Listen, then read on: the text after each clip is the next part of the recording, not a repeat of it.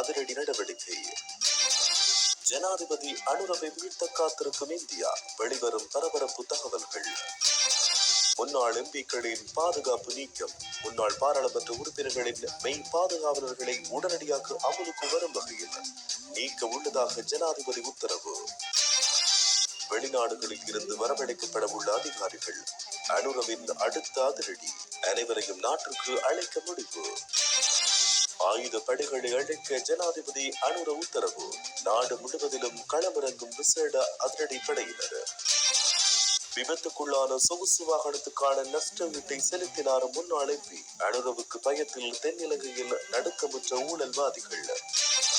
புதிய ஜனாதிபதியுடன் இணைந்து பணியாற்ற தயார், சிங்கப்பூர் தலைவர்கள் உறுதி. அடுத்த மகிழ்ச்சி செய்தி.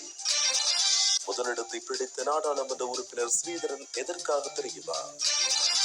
வாகன இறக்குமதி குறித்து வெளியான முக்கிய அறிவித்தல். ஜனாதிபதி அலுவலக சட்டப்பணியாளர் நாயகம் நியமனம். விளையாட்டுத்துறை அமைச்சுக்கு பிரதமர் விடுத்துள்ள பணிப்புரை. நவம்பரில் அனுர அரசின் இடைக்கால வரவு செலவு திட்டம். கொக்கு தொடுவாய் மனித புதைக்குழி வழக்கு முன்னெடுக்கப்பட்டுள்ள விசாரணைகள். மன்னார் காற்றாலை மற்றும் கனியவள நிறுத்தம் தொடர்பில் தமிழ் மக்கள் ஜனாதிபதியிடம் அவசர கோரிக்கை. புதிய ஜனாதிபதி அனுரகுமார திசாநாயக்கவுக்கு உயிராபத்து இருப்பதாக தென்னிலங்கை ஊடகங்கள் தகவல் வெளியிட்டுள்ளன. குறித்த விடயம் தொடர்பில் தெரிய வருகையில், ஸ்ரீலங்காவில் அண்மையில் ஜனாதிபதியாக பதவியேற்ற அனுரகுமார திசாநாயக்க நாட்டில் இதுவரை காலமும் தொடர்ந்து வந்த பல விடயங்களில் துறைகளில்